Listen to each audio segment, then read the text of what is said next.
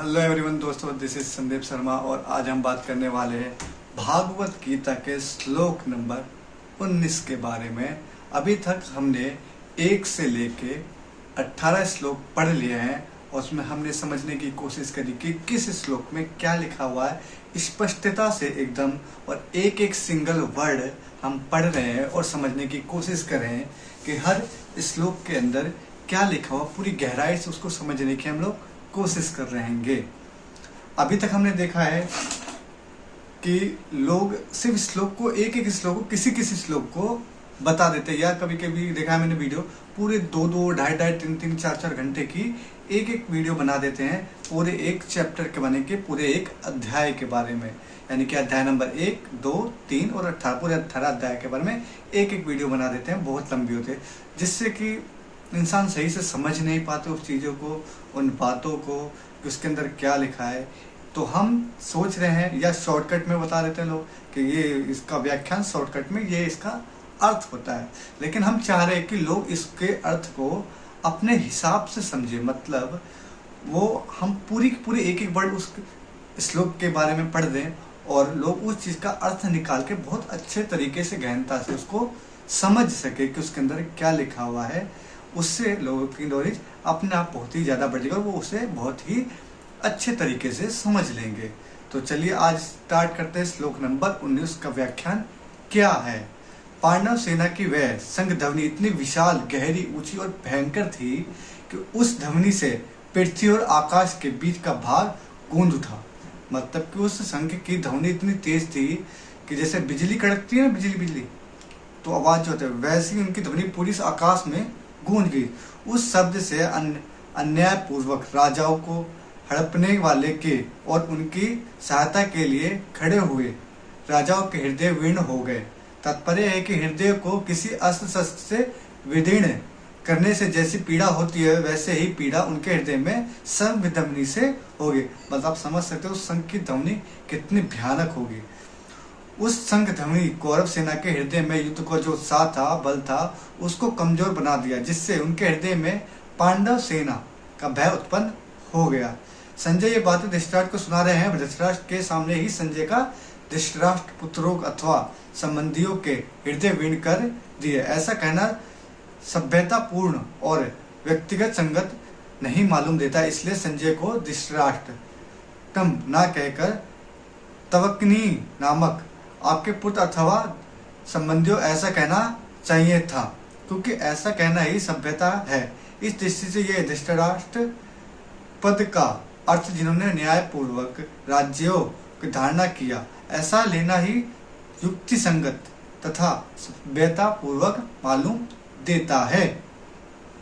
अन्याय का पक्ष लेने से ही उनके हृदय विदीर्ण हो गए। इस दृष्टि में से भी यह अर्थ लेना ही युक्तिगत मालूम देता है। यह शंका होती है कि कौरवों की 11वां अक्षौणी सेना शंख आदि बजे तो उनके शब्द का पांडव सेना पर कुछ भी असर नहीं हुआ, पर पांडवों की 7 अक्षौणी सेना शंख से बजे तो उनके शब्द से कौरव सेना के हृदय विदीर्ण क्यों हो गए। इसका समाधान यह है कि जिनके हृदय में अधर्म, पाप, अन्याय नहीं है, अर्थात जो धर्म पूर्वक अपने कर्तव्य का पालन करते हैं, उनका हृदय मजबूत होता है। हृदय में भय नहीं होता, न्याय पक्ष का होने से उनमें उत्साह होता है, शूरवीरता होती है। पांडव ने वनवास के पहले ही न्याय और धर्म पूर्वक राज्य किया था और न्याय वनवास के बाद भी न्याय नियम के अनुसार कौरव से न्यायपूर्वक राज्य मांगा था। अतः उनके हृदय में भय नहीं था, प्रत्युत उत्साह था, शूरवीरता थी। तात्पर्य है कि पांडव का पक्ष धर्म का था।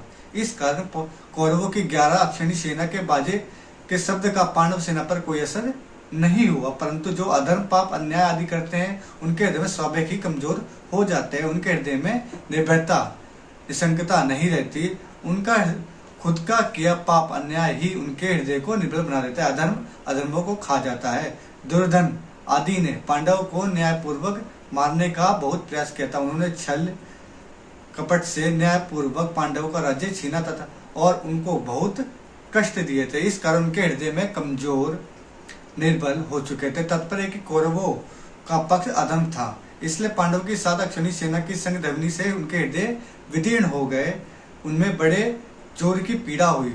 इस प्रसंग से साधक को सावधान हो जाना चाहिए कि उसके द्वारा अपने शरीर, वाणी, मन से कभी भी कोई अन्याय और धर्म का आचरण ना हो।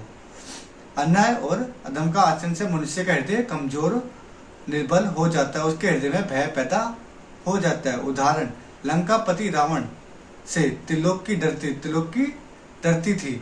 वही रावण जब सीता जी का हरण करने जाता तब भयभीत होकर इधर उधर देखता है। इसलिए साधकों को चाहिए कि वह अन्याय धर्म युक्त आचरण कभी ना करे।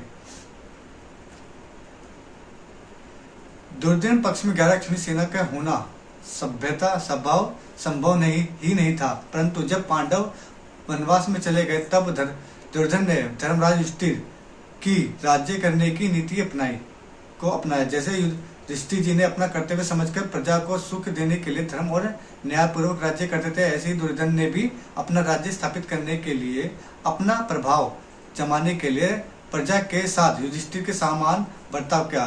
13 वर्ष तक प्रजा के साथ अच्छा बर्ताव करने से युद्ध के समय बहुत सेना जुट गई जो कि पहले पांडव के पक्ष में थी, पांडवों को चाहती थी। इस प्रकार 9 अक्षौहिणी सेना तो प्रजा के साथ अच्छे बर्ताव के प्रभाव से दुर्योधन के पक्ष में हो गई और भगवान श्री कृष्ण की अक्षौहिणी नारायणी सेना का तथा मदराज शल्य की एक अक्षौहिणी सेना को दुर्योधन ने चालाकी से अपने पक्ष में कर लिया, जो कि पांडव के पक्ष में थी। अतः दुर्योधन के पक्ष में 11 अक्षौहिणी सेना और पांडव के पक्ष में 7 अक्षौहिणी सेना थी।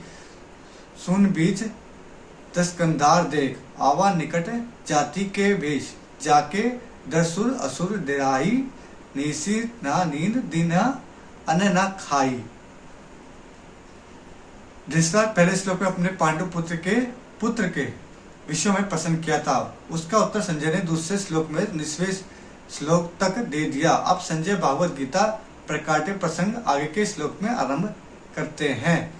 तो जहां तक हमारा श्लोक नंबर 19 समाप्त होता है, उसमें बताया गया है कि इस श्लोक में कि जो पांडवों ने शंख बजाया, उस शंख से कौरवों के जो हृदय थे ना वो कांपने लगे थे। मतलब उनके अंदर जो अधर्म था ना, उसके वजह से उनका हृदय कमजोर पड़ गया।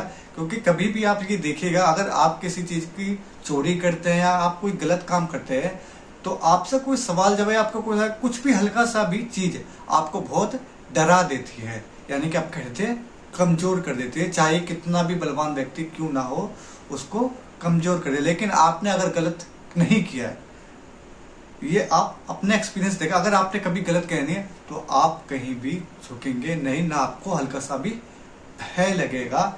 इतनी गहरी बात के, लेकिन आपको समझने की जरूरत है कि ऐसा होता है हमारे साथ, लाइफस्टाइल में हमारे होता है कि हम कभी कुछ गलत करते हैं ना तो अचानक से ना इतना डर सा आ जाता है बिल्कुल कि यार गलत हो गया, कैसे होगा, आप कैसे बचेंगे, क्या होगा। तो गलत करने के बाद अपने ही दिल के अंदर, अपने ही हृदय में एक कठोर सा और दुख सा और डर सा पैदा हो जाता है। लेकिन अगर आप सत्य हो तो चाहे आपके ऊपर कोई भी लांछन लगा दे, कोई भी कुछ भी आके कह दे कि ये बंदा ऐसा गलत किया, इसने ऐसा गलत किया, आपको बिल्कुल डर नहीं लगेगा, आपको भय लगेगा ही नहीं। क्यों? आपने गलत किया ही नहीं है। ये चीज आपने एक्सपीरियंस करी होगी मेरे ख्याल से। तो ये वीडियो यहीं समाप्त होती है। इसमें हमने श्लोक नंबर 19 तक पढ़ा। कल हम पढ़ने वाले श्लोक नंबर 20, जिसके अंदर देखेंगे हम आगे क्या लिखा। अभी तक हमको ये सारे के सारे श्लोक इंटरेस्टिंग लग रहे हैं, पढ़ने में मजा आ रहा है। तो धीरे धीरे एक एक श्लोक का पढ़ के हम उसका रस लेने वाले हैं और समझने वाले हैं, उसको अपने जीवन के अंदर उतारने वाले हैं, एक एक सिंगल वर्ड पढ़ के। तो मिलते हैं नेक्स्ट वीडियो में। Thank you, tata, bye bye दोस्तों।